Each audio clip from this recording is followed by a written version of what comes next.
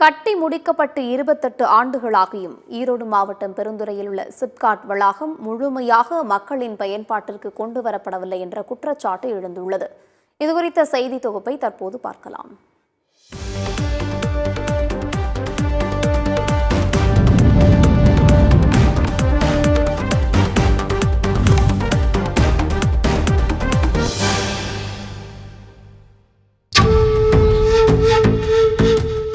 ஈரோடு மாவட்டம் பெருந்துறையில் சிப்காட் வளாகம் செயல்பட்டு வருகிறது. இந்த சிப்காட் தொழில்பேட்டையானது கடந்த 1995ஆம் ஆண்டு அப்போதைய முதலமைச்சர் கலைஞர் கருணாநிதியால் தொடங்கி வைக்கப்பட்டது.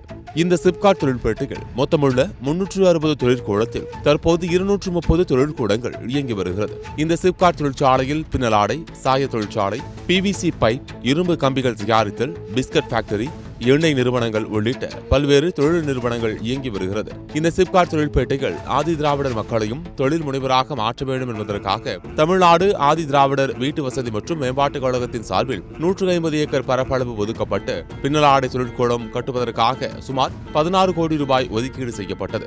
இதில் 100 ஏக்கர் பரப்பளவில் 200 பின்னலாடை தொழிற்கூடங்கள் கட்டும் பணி கடந்த 1996ஆம் ஆண்டு ஆரம்பிக்கப்பட்டு 1997ஆம் ஆண்டு அனைத்து தொழிற்கூடங்களும் கட்டி முடிக்கப்பட்டது. இதில் ஒவ்வொரு தொழிற்கூட கட்டிடங்களிலும் மின்சார வசதி, கழிப்பறை வசதி, தொழிலிட வசதி, தார் சாலை வசதி, மின்விளக்கு வசதி உள்ளிட்ட அனைத்து அடிப்படை வசதிகள் செய்து கொடுக்கப்பட்டுள்ளது.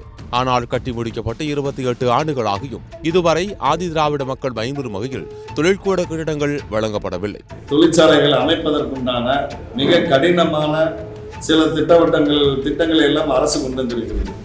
இந்த திட்டத்தினால் அவர்களால் தொழில் முனைவர்கள் ஆக முடியாத அளவுக்கு மிக கடினமாக உள்ளது. அப்படிப்பட்ட கட்டமைப்புகளையும் அந்த திட்டத்தில் இருந்து அவர்கள் இலகுபடுத்த வேண்டும், அதை தளர்த்த வேண்டும். அதை தளர்த்தால் மட்டுமே அங்கே ஆதிதிராவிடர்கள் சிறுபான்மை சமூகத்தை சார்ந்தவர்கள் தொழில் முனைவர்களாக ஆக முடியும். இதை ரொம்ப தமிழ்நாடு அரசு கூர்ந்து கவனித்து இப்படிப்பட்ட சில திட்டங்களை எல்லாம் அவர்கள் வைக்கக்கூடிய டெபாசிட் தொகை, அரசு சொல்லக்கூடிய டெபாசிட் தொகை, அந்த தொகை ஒடுக்கப்பட்ட மக்களினால் கண்டிப்பாக கொடுக்க முடியாது. அப்படிப்பட்ட தொகையினால் இந்த தொழில் முனைவோர்களாக ஆக முடியாமல் அரசு ஒதுக்கிய அந்த கட்டிடம் பயனடையாமலும் அந்த திட்டத்துக்காக ஒதுக்கப்பட்ட நிதியும் செயல்படுத்தப்படாமல் கிடப்பிலேயே கிடக்கிறது.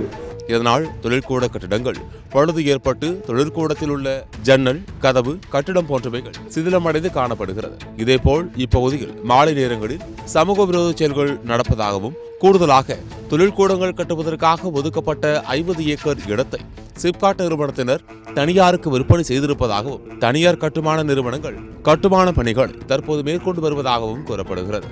இங்கு சிதிலமடைந்துள்ள 200 பின்னலாடை தொழிற்கூடங்களை சீரமைப்பதற்காக 50 கோடி ரூபாய் ஒதுக்கீடு செய்யப்பட்டு சீரமைப்பு பணிகள் விரைவில் தொடங்கப்படும் என அறிவிக்கப்பட்டுள்ளது. எனவே தொழிற்கூடங்களின் சீரமைப்பு பணிகளை விரைந்து முடித்து ஆதி திராவிட மக்கள் தொழில் தொடங்க வழிவகை செய்ய வேண்டும் என வேண்டுகோள் விடுத்துள்ளனர் சமூக ஆர்வலர்கள் மற்றும் பொதுமக்கள். இந்த ஆதி திராவிடர் நலத்துறை உண்மையாலுமே இந்த ஆதி திராவிடர் மக்களுக்கு ஏதாவது செய்யணும்னு நினைச்சா இந்த விதிமுறைகளை தளர்த்தி மக்களுக்கு எளிய முறையில் அவங்க அரசு அணுகிற மாதிரி இருக்கணுமே ஒழிய இந்த தொடர்ச்சியா என்ன நடக்குதுன்னா அந்த திட்டத்தை அப்படியே முடக்கிறனா எந்த காரணத்தை கொண்டு ஆதி திராவிடர் நலத்துறையின் கீழே இங்க ஒரு தொழில் மையம் வந்துடக்கூடாதுன்னு ஒரு சிலர் நினைக்கிறாங்களான்னு கூட எங்களுக்கு சந்தேகமா இருக்கு. சத்தியம் தொலைக்காட்சியின் செய்திகளுக்காக ஈரோடு மாவட்ட செய்தியாளர் வேலுச்சாமியுடன் சத்தியம் தொலைக்காட்சியின் செய்திக்குழு.